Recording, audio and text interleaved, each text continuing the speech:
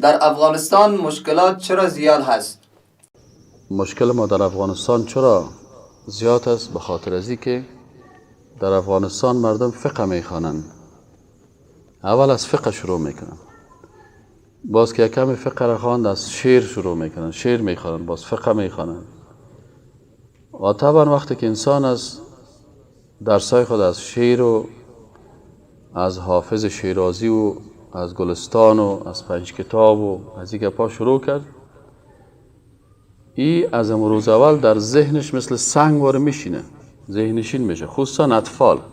عرب ها یک مثل دارن میگه العلم فی الصغر کالنقش فی الحجر. علم در خردسالی مثل از این واره است، مثل که انسان در سنگ نوشته کرده باشه. امام ابو حنیفه علوم را به چند بخش تقسیم کرده است؟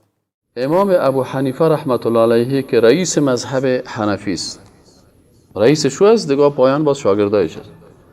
او خودش علوم به دو بخش تقسیم کرده، یکی فقه اکبر میگه و یکی فقه اصغر. اولین کسی که می اصطلاح استعمال کرده و نام کتابش است فقه اکبر، اعتقادات فقه اکبر میگن. یعنی فقه اگر ما شما علوم اسلامی رو تقسیم بکنیم به فقه اکبر و فقه اصغر، یعنی میگیم یکی دانش بزرگ است. فقه به معنای دانش است. پس دانش بزرگ ایره امام صاحب ابو حنیفه نام گذاشته و گفته که فقه اکبر یعنی اعتقادات، و دیگه نماز و روزه و حج و زکات و معاملات و قصاص و حدود یاره کلش به نام فقه اصغر میگن. اولین نصیحت یک پدر مسلمان به پسرش چی است؟ خب این انسان حکیم وقتی که دعوت شروع میکنه از کجا آغاز میکنه؟ برای پسر خود میگه که یا بنیه، ای پسره که من اولین نصیحت یک پدر مهربان برای اولادش چی است؟ با کلمات بسیار شیرین، نه با غال مغال و دشنام و چیز. برش میگه ای پسره که من، ای پسر شیرین من، ای توت جگر من، لا تشرک بالله، با الله کسی را شریک نساز. این شرک لظلم عظیم، شرک گناه بسیار بزرگ است. فرمول اعتقادی چی است؟ فرمول اعتقادی چی هست؟ گفتم فرمول اعتقادی هست که خالق الله هست و او الله ذات مهربان است و او الله ذات است که با مخلوق خود از شارع گردن کرده هم نزدیکتر است. پس اینال وقتی که تو در زیارت میری و از زیارت صاحب زیارت میگه که برای من یا خودت بچه بده یا واسطه مشو که من صاحب بچه شوم، در حقیقت امی صفت خالق بودن الله را به این مخلوق دادی و امی که صفت خالق بودن الله را به یک مخلوق دادی، در صفت خالق مخلوق شریک کردی و شریک کردن مخلوق در یکی از خصوصیت های خالق است. خود شرک چی است؟ در ذات شریکش کردی، در صفات شریکش کردی یا در عبادت شریکش کردی، شرک شد. و انسانی که کارا میکنه بعد از دیدگاه عقیده اسلامی در صف مشرکین داخل شد.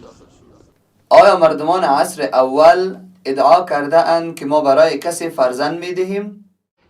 هیچ کسی ادعا را نکرده، نه پیغمبر سمی ادعا را کرده، نه صحابه کرام ابوبکر صدیق یا عمر فاروق یا عثمان یا علی یا حسن یا حسین یا بلال یا شاهد و شمشیره.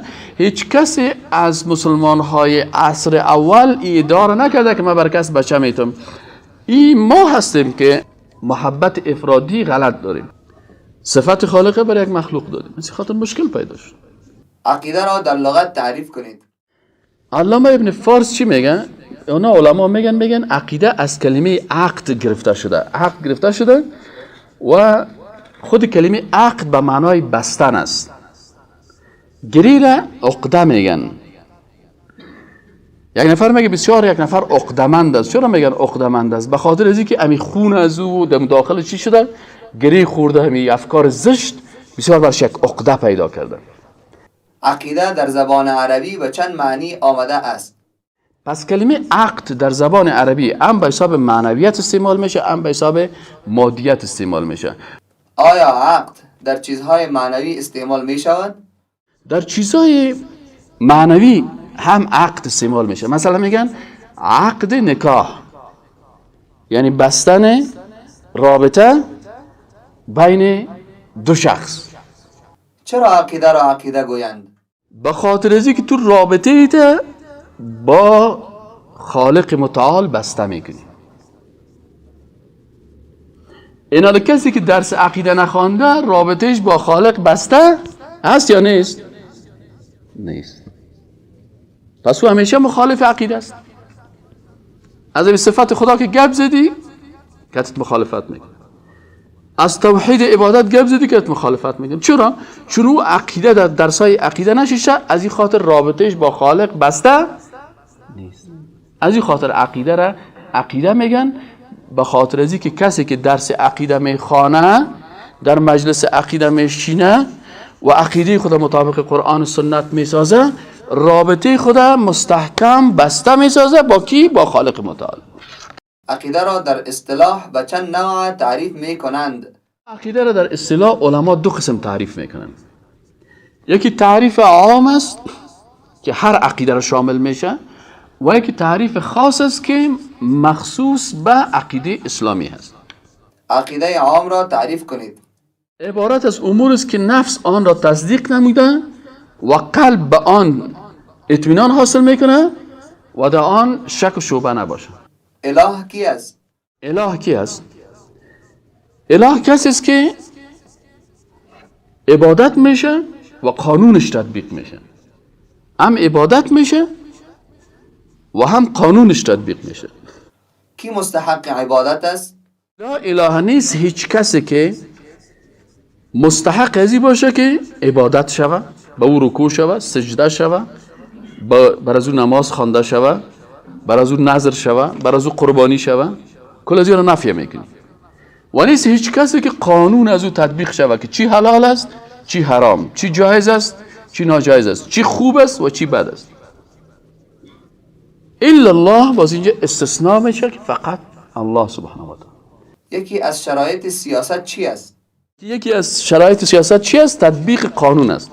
اینا تو قانون الله را تطبیق میکنی یا تا قانون غیر الله را تطبیق میکنی؟ پس اگر قانون الله را تطبیق میکنی در سیاست داخل شدی. شراب حلال است یا حرام؟ شراب حلال است یا حرام؟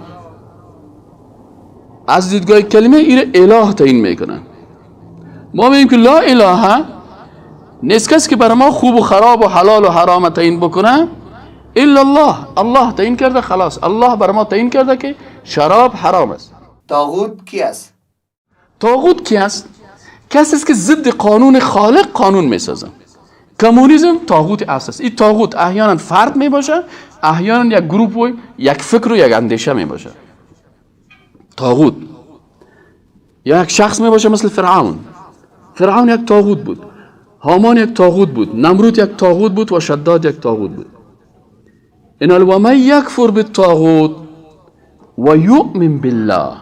اول با کی باید تو کافر شوی؟ با طاغوت. هر کسی که قانون ضد قانون الله میسازه.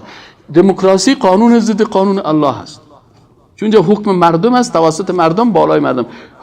قانون مردم میسازن، قانون قرآن نیست. اول باید با کمونیسم کافر شوی، اول باید با سوسیالیسم کافر شوی، اول باید با کپیتالیسم کافر شوی، اول باید با نشنالیسم کافر شوی. و ما یکفر بالطاغوت، این طواغیتی که به شکل یک اندیشه هست یا به شکل یک فرد است، به این کافر شوی. و یؤمن بالله، سپس به الله ایمان آورد. فقد استمسک بالعروة الوثقی، او وقت به عروة الوثقی که قرآن است چنگ زدن. ربک رب العزة عما یصفون و سلام علی المرسلین والحمد لله رب العالمین. اللهم ربنا آتنا في الدنيا حسنه وفي الآخرة حسنه وقنا عذاب النار. صفحه اینستاگرامی پروفسور عبدالظاهر الداعی را فالو نمایید.